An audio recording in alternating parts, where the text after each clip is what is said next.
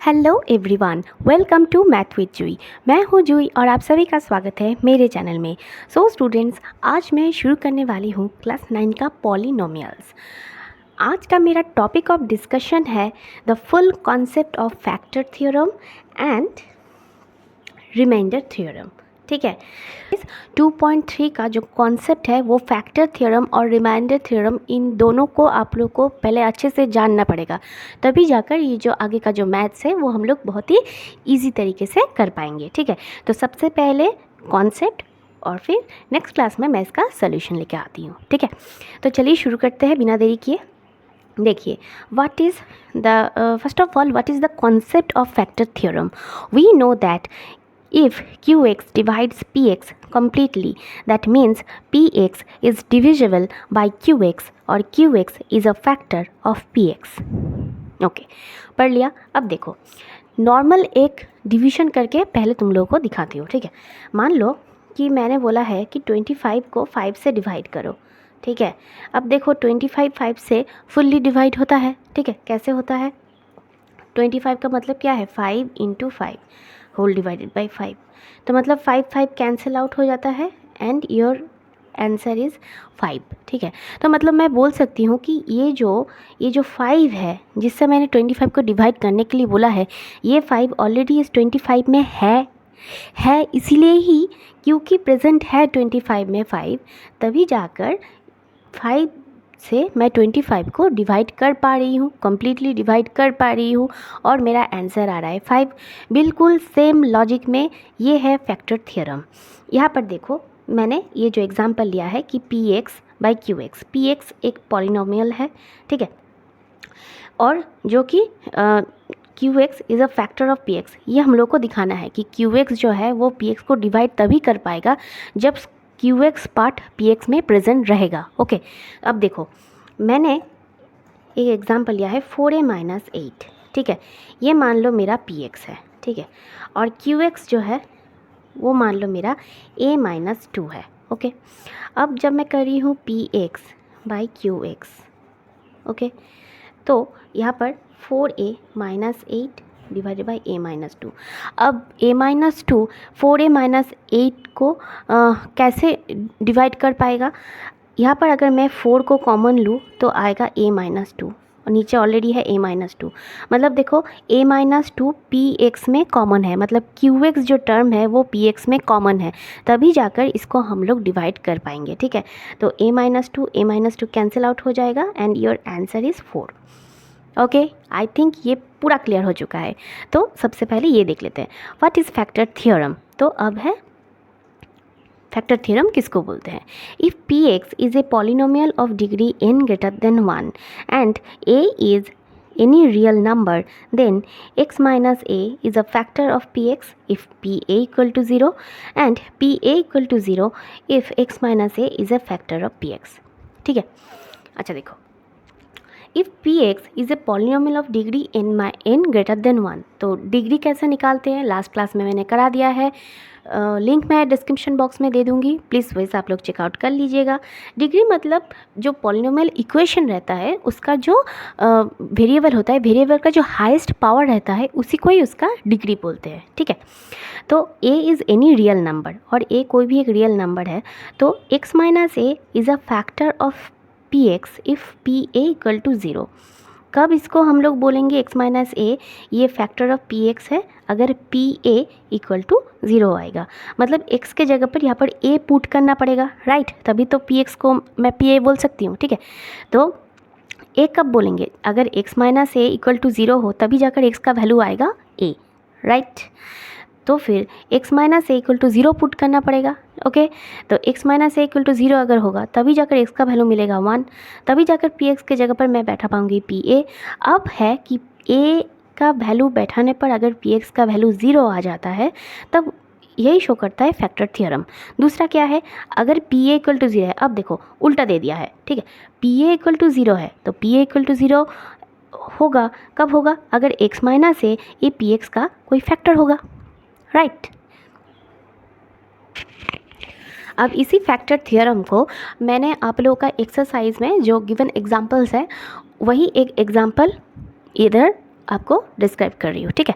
देखिए आप लोग का एग्जाम्पल में एक मैथ दिया है, examine whether x plus 2 is a factor of x cube plus 3x square plus 5x plus 6 and of 2x plus 4, ठीक है। तो यहाँ पर ये जो है ये एक पॉलिनोमियल इक्वेशन है, let the polynomial equation is px, और 2x प्लस 4 जो है ये भी एक पॉलिनोमियल इक्वेशन है, लेट इस पॉलिनोमियल इक्वेशन को मैं x से डिनोट कर रही हूँ, ठीक है। तो अब देखो, तो फिर x प्लस 2 जो है ये अगर इसका फैक्टर होगा तभी जाकर मैं ये प्रूफ कर पाऊँगी, ठीक है।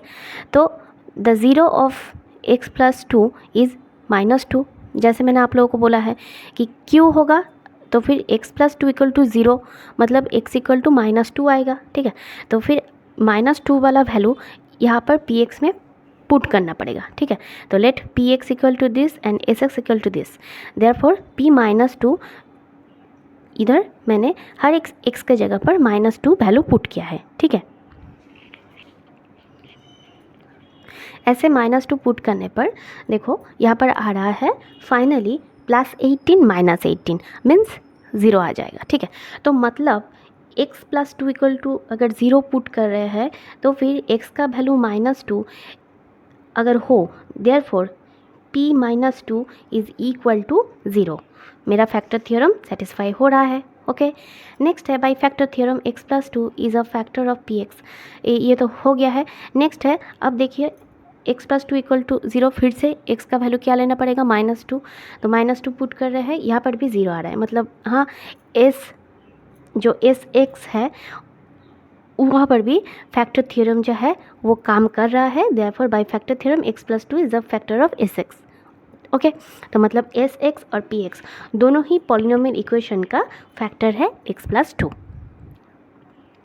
उम्मीद है ये वाला पार्ट आप लोगों को बहुत अच्छे से समझ में आ गया है। नेक्स्ट है रिमाइंडर थ्योरम। अब देखो जब हम लोग डिवीजन करने जाते हैं तब रिमाइंडर कभी कभार हम लोग रिमाइंडर पाते हैं, कभी कभार नहीं रिमाइंडर पाते हैं। यहाँ पर जो केस 1 मैंने करवाया, यहाँ पर देखो 25 और 5 में 5 जो है 25 को कम्प्लीटली डिवीजन कर रहा है, ओके। तो यहाँ पर तो और कोई डायरेक्ट हम लोग को आंसर मिल जा रहा है, ठीक है। लेकिन अगर तुम्हें इस टाइप का मैथ दे, से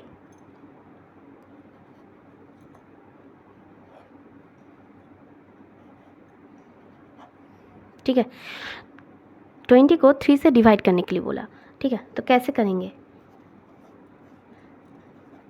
3 6 18 2। यहाँ पर देखो 3 जो है वो क्या है, यहाँ पर देखो 3 जो है वो है मेरा डिविजर, ठीक है। 6 जो है वो है मेरा कोशेंट एंड 2 जो है वो है मेरा रिमाइंडर, और 20 जो है वो क्या है मेरा डिविडेंड, ठीक है। अब यहाँ पर देखो 20 को मैं क्या ये भी बोल सकती हूँ कि 20 equal to 3 into 6 plus 2, okay okay, ठीक है। अब देखो what is remainder theorem? If we divide a polynomial px by a factor x minus a, that is not essentially an element of the polynomial.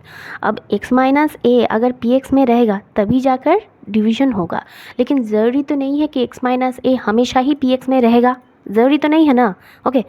तो that is not essentially an element of the polynomial. You will find a smaller polynomial along with the remainder. तब क्या होता है कि जितना दूर हम calculation कर पाएंगे उतना करेंगे, बाकी जितना नहीं जाएगा वो हो जाएगा मेरा रिमाइंडर, जैसे नॉर्मल डिवीजन में होता है, राइट। अब देखो जैसे यहाँ पर देखो मैंने ये जो करवाया 20 जो है वो कभी भी 3 से फुल्ली डिवाइड नहीं होगा, ठीक है। तो रिमाइंडर बचता है, कितना रिमाइंडर बचा है 2, ठीक है। बिल्कुल सेम प्रोसेस में इधर देखो, मान लो कि px एक पॉलिनोमियल है, ठीक है। अब px को मैं x माइनस ए से डिवाइड कर रही हूँ। अब x माइनस ए से अगर px पूरी तरह से डिवाइड हो जाए, मतलब कोई रिमाइंडर बचेगा ही नहीं, अगर ऐसा हो तो ठीक है, लेकिन अगर रिमाइंडर बचे तब क्या होगा, तब ये वाला होगा, px equal to x minus A into q x plus p a, where px is the dividend, x minus a is the divisor, q x is the quotient and p a is the reminder.